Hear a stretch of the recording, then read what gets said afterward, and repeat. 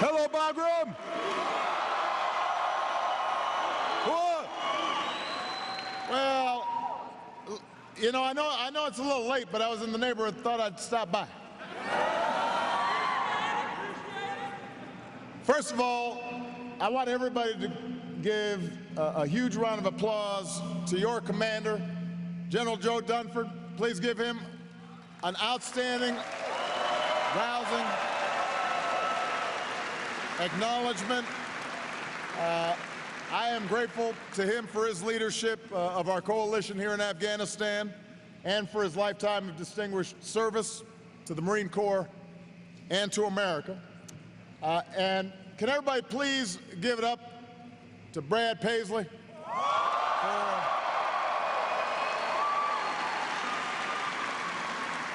Now, I want to say this about Brad. First of all, he's a great supporter of our troops, a great supporter of your families. 2 years ago, we had him at the White House to perform for troops and military families during the 4th of July celebration. Him coming here today was not easy. He had just started a tour, and he had to juggle a lot of stuff and had to try to figure out how to explain it to people without explaining it to people. His wife and 2 young sons and promoters and agents, and without going into the details, this was a big sacrifice for him. And he did it because he cares so deeply about you. So I'm so grateful to him. I want to make clear, though, I will not be singing. So, oh, you really want me to sing, huh? No. But I do want to just say to Brad, thank you so much for doing this. I want to acknowledge our outstanding ambassador, Jim Cunningham, who's here with his lovely wife. And Jim leads an incredible team of civilians at our embassy and across this country. They are also making sacrifices, also away from their families, oftentimes themselves at risk as they serve. I know those of you in uniform couldn't do your jobs without these Americans as your partners, so we salute the dedicated service of all the civilians who are here, led by Jim Cunningham. Give them a big round of applause.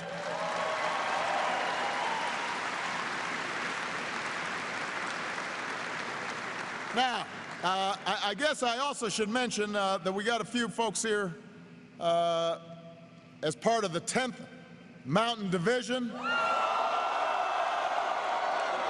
Climb to glory.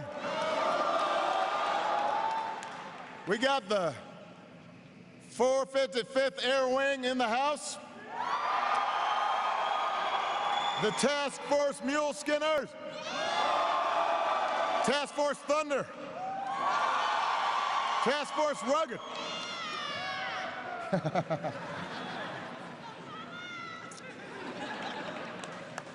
To all of you, I'm here on a single mission, and that is to thank you for your extraordinary service.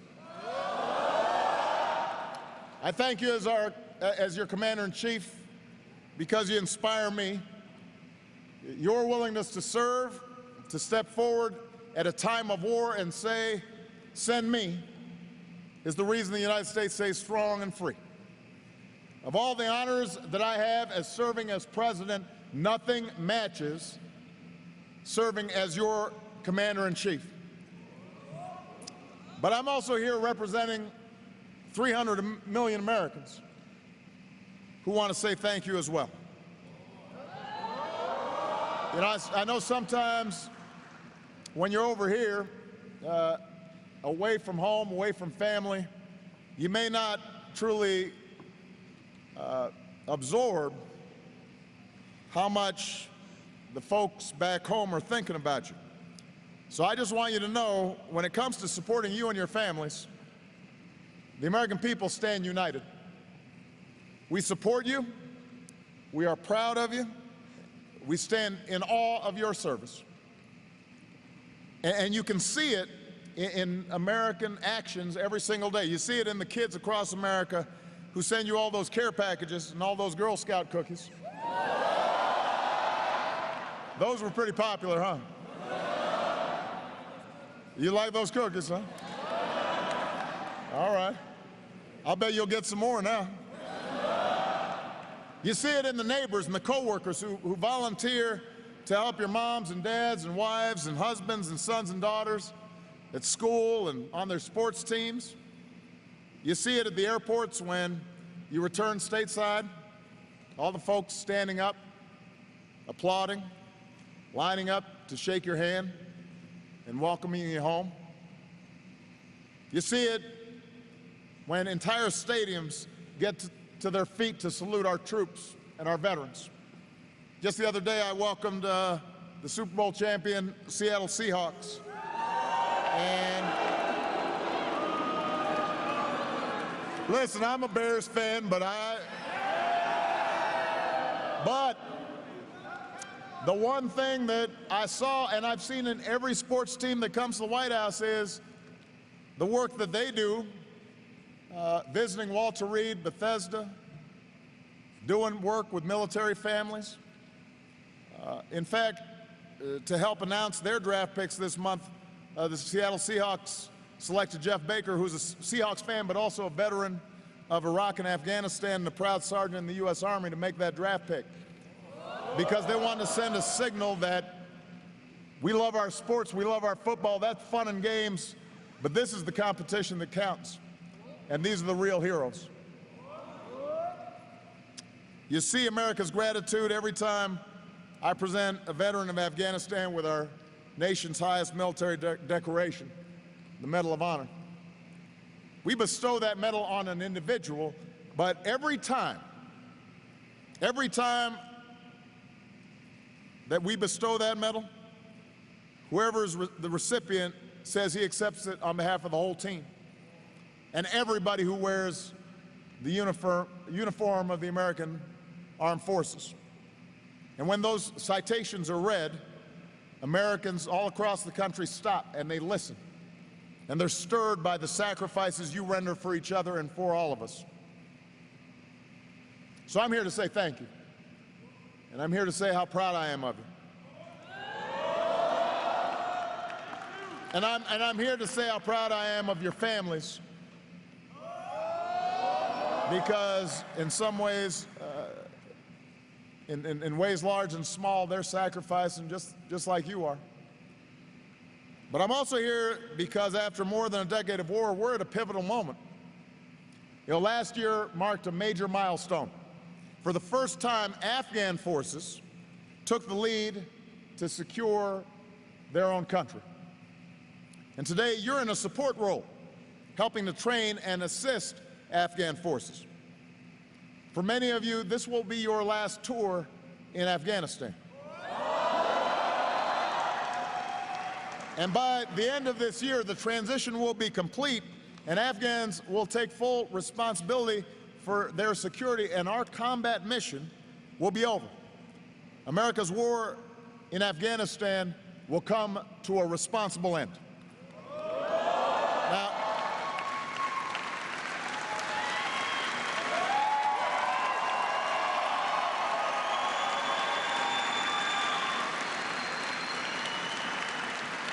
Now that progress is because of you and the more than 500,000 Americans, military and civilian, who've served here in Afghanistan. And I don't want you to ever forget why you are here or how vital your mission is to our national security. Some of you may know, recently I was in New York City, and we were there to dedicate the new 9/11 museum. And I had time to spend with the survivors and with families who lost loved ones and with the first responders who had rushed to the scene, and had a chance to ponder the portraits and the biographies of the thousands who were killed that day, and to think about those who were killed in Pennsylvania and at the Pentagon.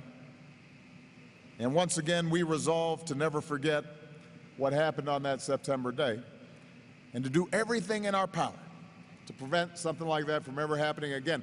That's why you're here. That's why you're here. And I noticed some of you don't remember, because as I was getting a briefing while Brad was singing, I saw a picture of the Twin Towers in the operation room nearby, so I know you don't forget. And 4 years ago, on my first visit to Bagram as president, I laid out our mission. And General Dunford and Ambassador Cunningham just gave me a briefing on your progress, and today every single one of you, everybody who has served here, and all the members of our coalition can be proud because you are completing our mission. You're completing the mission. We said that we were going to deny al-Qaeda safe haven, and since then we have decimated the al-Qaeda's leadership in the tribal regions, and our troops here at Bagram have played a central role in supporting our counterterrorism operations, including the one that delivered justice to Osama bin Laden. So, along with our intelligence personnel, you've helped prevent attacks and save American lives back home. Al-Qaeda is on its heels in this part of the world, and that's because of you. We said that we were going to reverse the Taliban's momentum, and so you went on the offensive, driving the Taliban out of its strongholds. Look, everybody knows Afghanistan's still a very dangerous place. Insurgents still launch cowardly attacks against innocent civilians. But just look at the progress that you've made possible. Afghans reclaiming their communities and more girls returning to school. Dramatic improvements in public health and life expectancy and literacy. That's your legacy. That's what you did. Even with all the challenges, more Afghans have hope for their future, and so much of that is because of you. We said that we were going to strengthen the capacity of Afghan forces so they could take more responsibility for their own security. So you've been training Afghan forces and building Afghan forces up. And we know they've still got a long way to go, but for nearly a year, Afghans have been in the lead, and they're making enormous sacrifices. You look at the casualties they're taking on. They are willing to fight. Afghan forces are growing stronger. Afghans are proud to be defending their own country. And that, again, so much of that is because of you. Think about last month's election. Despite all the threats from the Taliban, the Afghan people refused to be terrorized. They registered to vote. Afghan security forces secured thousands of polling places. Then millions of Afghans lined up to cast their ballot. And next month's runoff will be another step toward the first democratic transfer of power in the history of this nation. That's a tribute to the courage and determination of the people of Afghanistan, but it is also a tribute to you and the sacrifices of so many Americans and our coalition partners, everything that you've done over the years. Now, we know that this progress has come at a heavy price. Tomorrow is Memorial Day. And at bases here in Afghanistan and the towns across America, we will pause and we will pay tribute to all those who've laid down their lives for our freedom. And that includes nearly 2,200 American patriots who made the ultimate sacrifice, that last full measure of devotion right here in Afghanistan. I know you've stood in front of those battle crosses. I know many of you carry the memories of your fallen comrades in your heart today. We will honor every single one of them, not just tomorrow, but forever. And I want you to know our gratitude is shared by the Afghan people. One of Afghanistan's leading women, a member of parliament, recently wrote an open letter. And I don't know if many of you had a chance to see it. She described all the changes that have taken place here, including the millions of girls going to school and pursuing their dreams. And she wrote this. I want you to listen to this. She wrote, "It's been a difficult journey, marked by blood and violence, but we have made significant gains and achievements which would not have been possible without the generous support of the international community, especially the American people." Especially the American people. She's talking about all of you. She's talking about your families. She's talking about those who we've lost. That's the difference and the legacy that you can be proud of. Now, even as our combat mission ends later this year, I want everybody to know, in this country and across the region, America's commitment to the people of Afghanistan will endure. With our strategic partnership, we'll continue to stand with Afghans as they strengthen their institutions, as they build their economy, as they improve their lives, men and women and boys and girls. And I've made it clear that we're prepared to continue cooperating with our Afghan partners on 2 security missions, training and equipping Afghan forces and targeting counterterrorism targets against al-Qaeda. And once Afghanistan has sworn in its new president, I'm hopeful we'll sign a bilateral security agreement that lets us move forward. And with that bilateral security agreement, assuming it is signed, we can plan for a limited military presence in Afghanistan beyond 2014. Because after all the sacrifices we've made, we want to preserve the gains that you have helped to win.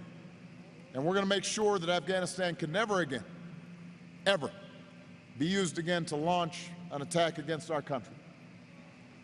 So our combat mission here will come to an end, but our obligations to you and your families have only just begun.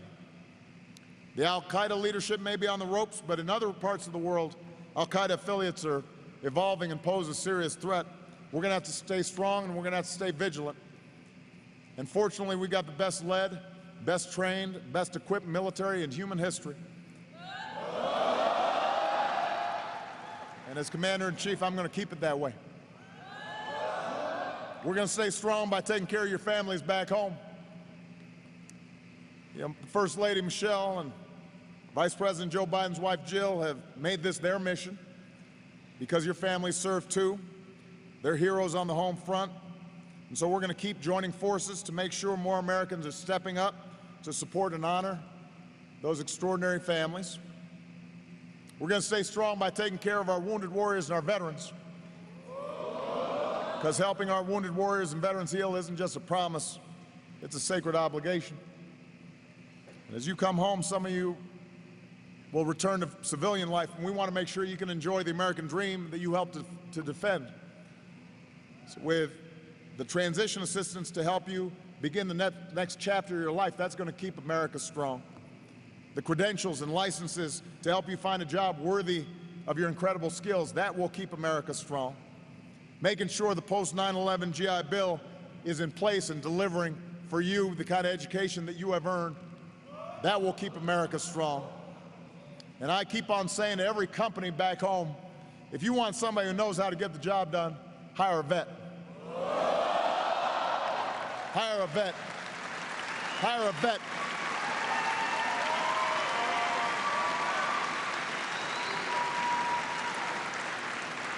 Because like generations before you, we need you to help us write the next great chapter in the American story.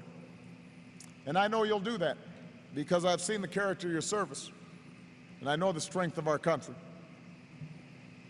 Going back to New York and thinking about that tragedy 12 years ago, in those awful moments after the Twin Towers fell, as the wreckage was still burning, those at the scenes were desperately looking for survivors. One of those searching was a detective at the NYPD. And as he climbed through the debris, he spotted something in the rubble. It was a flag. It was torn up, parts of it were burned, but it was still intact. And today that flag is at the 9/11 Museum. It's dusty and it's torn, and you can see the burn marks from the fires. That flag's been through a lot. But the thing you notice is its broad stripes and bright stars still shine. Its red, white, and blue still inspire. After all it's been through, after all America's been through, our flag is still there. And our flag is still there because when our nation was attacked, a generation, this generation, the 9/11 generation, stepped up and said, "Send me." Our flag's still there because you've served with honor in dusty villages and city streets and in rugged bases and remote outposts in Helmand and Kandahar and Khost and Kunar and Patika and Nuristan. Our flag is still there because through this long war, you never wavered in your belief that people deserve to live free from fear, over here and back home. Our flag will always be there because the freedom and liberty it represents to the world will always be defended by patriots like you. So I'm here to say thank you.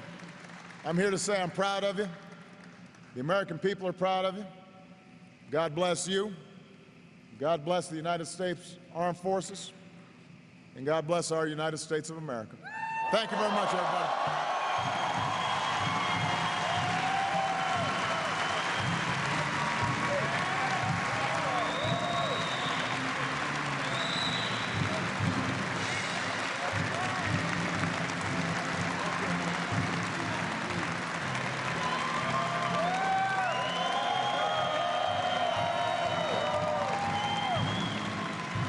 Thank you, everybody.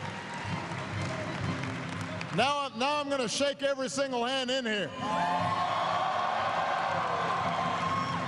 Although I may not be able to take a selfie with everybody, but I'll shake every hand. All right? It may take a little time, so be patient.